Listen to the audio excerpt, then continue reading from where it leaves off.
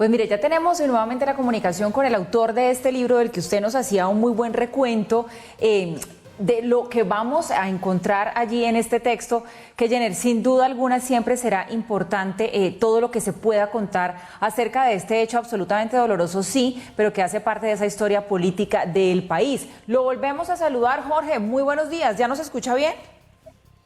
Buenos días, sí los escucho bien, no sé, supongo que voy a tener que quitar el audio que tengo aquí.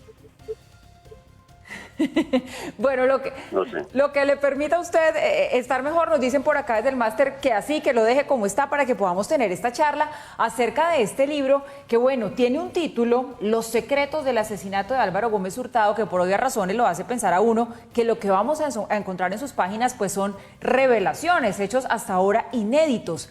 ¿Cuánto tiempo de trabajo detrás de esta publicación y qué tipo de trabajo investigativo, Jorge?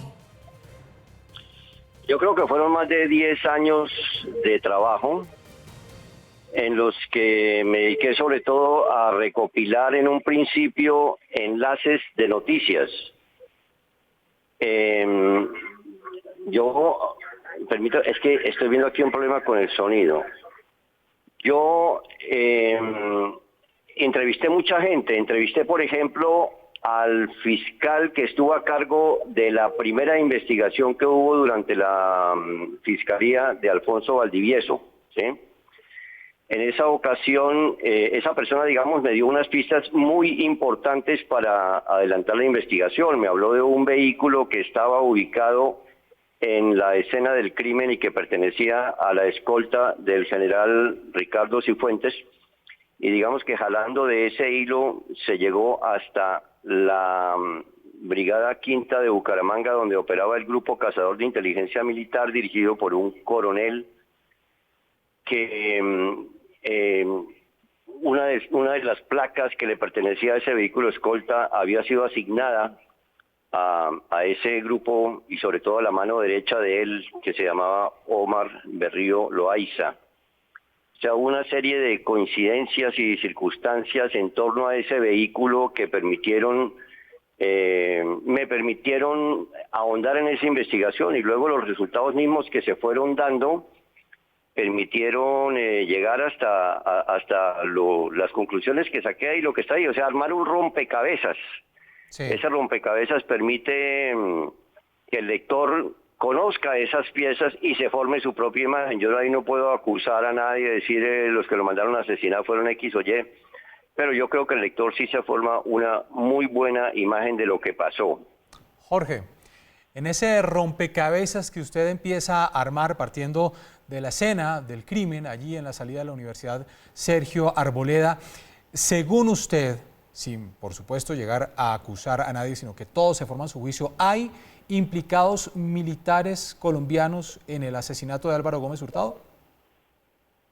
Sí, claro, precisamente otro refuerzo, digamos, para yo llegar a esa tesis fue una entrevista que le hice al ex embajador de Estados Unidos en Colombia, Miles Frechet, durante el gobierno de Ernesto Samper, que a mi modo de ver era la persona que más conocía de Colombia y de ese tema.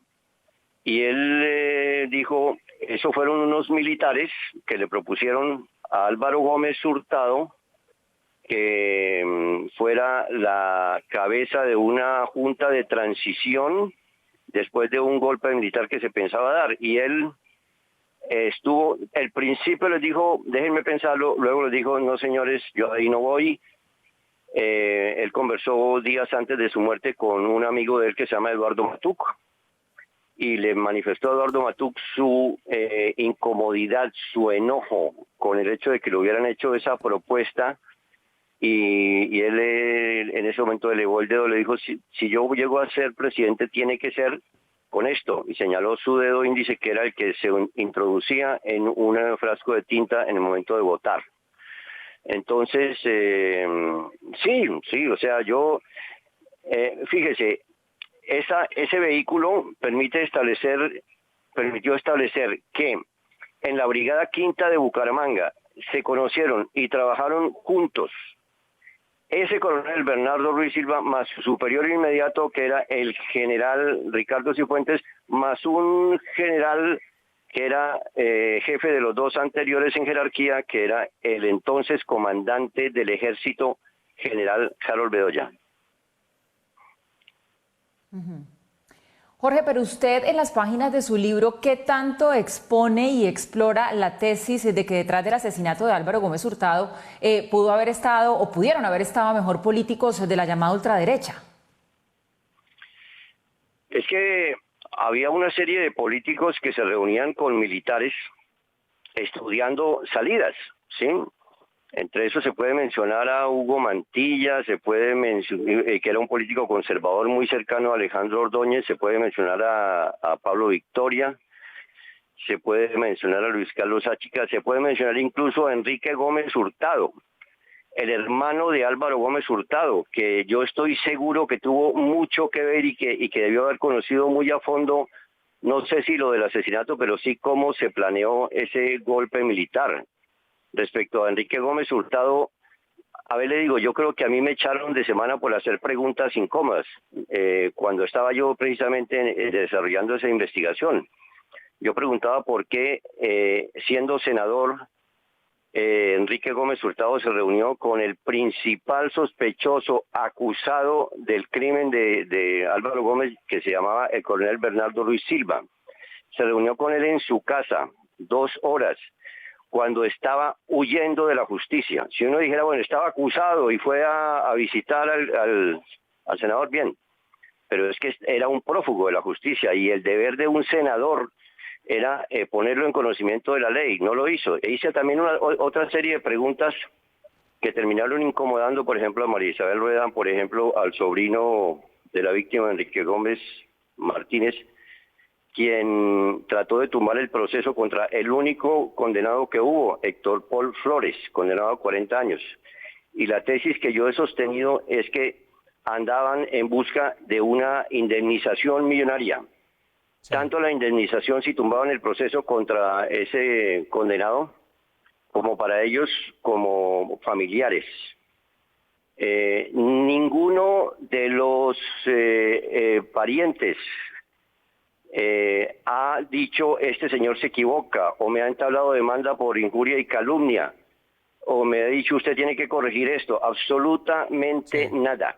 Lo que me hace pensar que el que calla otorga, y que en ese libro está una verdad que es irrefutable, porque si no lo fuera ya estarían demostrándome las equivocaciones. Jorge, ¿por qué se liga el asesinato de Álvaro Gómez Hurtado al asesinato de otras personalidades? El exministro de Defensa Fernando Landazábal Reyes, general, también el excomisionado de paz Jesús Bejarano. ¿Sabían algo? ¿Por qué los asesinaron? Sin duda que eso es así, y ahí hay pruebas, y es increíble además que ese es un tema que nunca ventilan los que están mirando para otro lado. Al general Fernando Landazábal lo asesinaron un día antes de una reunión que iba a tener con el senador Pablo Victoria para decirle, según el senador Pablo Victoria, quienes habían dentro del ejército asesinado o participado en el plan para asesinar a Álvaro Gómez Hurtado. Hablando de la investigación que yo realicé, encontré, por ejemplo, un artículo de Semana llamado Bitácora de la Conspiración, donde dice claramente el autor de ese artículo que a Jesús Antonio Bejarano le ofrecieron el Ministerio de Defensa los militares golpistas. El periodista le preguntó a Jesús Antonio Bejarano quiénes le habían hecho esa propuesta y él prefirió callar, prefirió no decir el nombre. Yo digo en el libro que a mi modo de ver lo asesinaron para que nunca se le fuera a salir ese o esos nombres. Pues muy bien, es Jorge Gómez, editor, escritor, periodista, columnista, está haciendo el lanzamiento de este libro, Los secretos del asesinato de Álvaro Gómez Hurtado. Un buen relato para que usted saque sus conclusiones. Jorge, gracias por estar en Red Más Noticias, un feliz día. Muchas gracias a ustedes por esta entrevista, muy amables.